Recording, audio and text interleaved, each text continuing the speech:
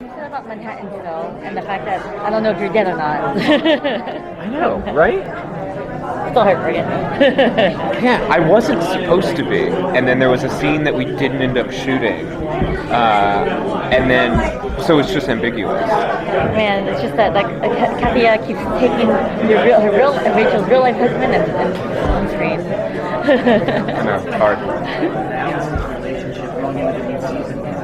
Not exactly on right terms. They're on okay terms to fight the beast, but their awkward encounter towards the end of the season left them not quite sad. It's a broken relationship, and there are two people who are very angry at each other for what they did, and who are both trying to find active ways to get themselves through it, I think, and also repair it.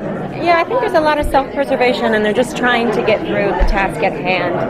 I mean, for Alice, there's a lot of not wanting to deal with it, and these two characters are, they're like magnets, and they love each other and they hate each other at the same time, like a lot of great passionate relationships, and I think no matter what, they're always brought back to each other, but they don't quite know how to handle it. Yeah, this season has felt like, especially these first couple episodes we've been shooting, it feels like this magnet analogy of like these two magnets that are like wanting to be together, but these two people are like pushing them apart. Yeah.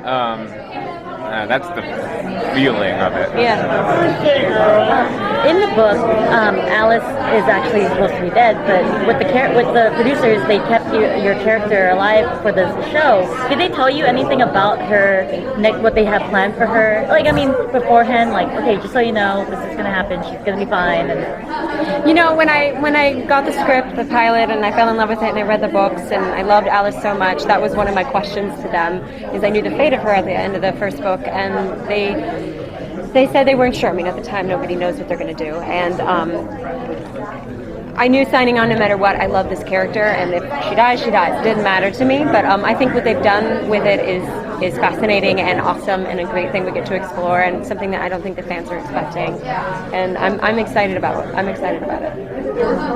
It's an elegant solution. Thanks. Do you have any character traits that you shared with what would those be, or any that you wish you had yourself? Outside of the magic. That's an easy one. Oh.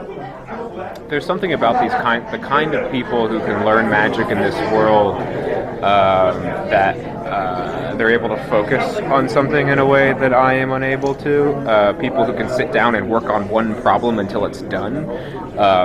I am a little bit more scattered and need to be working on more than one thing at once. So there's something about that kind of brain that I envy, but also seems torturous. So. Yeah, I wouldn't want to be Quinta. I relate to Alice. I mean, she's awkward. I get that part of her. I don't. What? But I love her. She's so determined in life, and the things that she sets out to do, she wants to do, and she's incredibly intelligent. I don't think I'm as book smart as Alice would probably be, but I'd like to be. And I want to do the magic. So you guys shared most of the scenes together last season.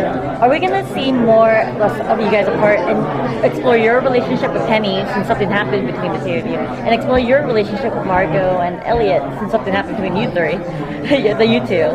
Are we going to maybe see more exploration apart from each other? I mean, well, we are apart from each other. Well, fuck. I can't talk about these things.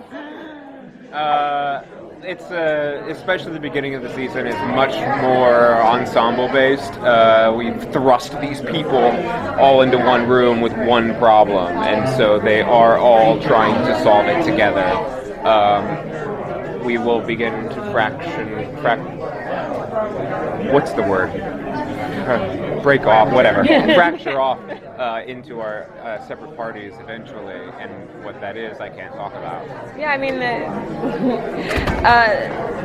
we get to deal with real life problems on the show, and what happened in our relationship, and what happened with Penny and I and stuff. that's what we get to deal with, and that's why we like the show. Is we're definitely not going to let those things just fall to the wayside. Like that's the kind of stuff that we want to explore on the show, and how these people grow from those things. Will we see maybe a triangle with Julia as well, since she's single? No. Like a love triangle? Yeah, or No. any, or okay. kind of like not even a love triangle, maybe like because she's trying to be part of this magic. Yeah, Julia's She's a gone part- mad. I'm uninterested in sexual love triangles. no. I think that she's involved in this in their lives certainly, and has influence there, and they are bound to each other, but not.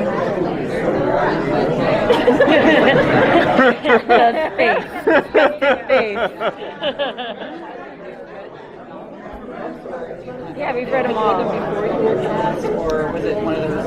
I got the script for the pilot and loved it, and then went and read the books once I got cast. I mean, I started reading the first book, and then didn't want to keep reading until I knew it was for certain, because I was heartbroken if I could do it. But yeah, no, we've all read the book. Yeah, I think we all had a similar process of we were introduced to them through the audition process, and then like through the process, I think became very quick and rabid fans. Yeah. And part of like the casting process, it became like suddenly became very important to me that we be honoring this thing that I just fell in love with, and so it's like had the benefit and the gift of like being able to talk to the creatives about that and like sit down and say like what do we love about this, and we were all on the same page about what we were drawn to and the kind of story that we wanted to tell, and being led by Mike Cahill for the pilot was like really special and significant in setting the tone for the show.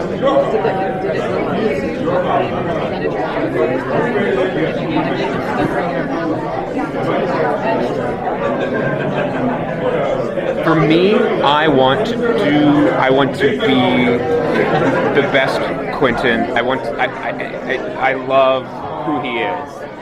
In the books, and I want to represent that as clearly and as responsibly as possible,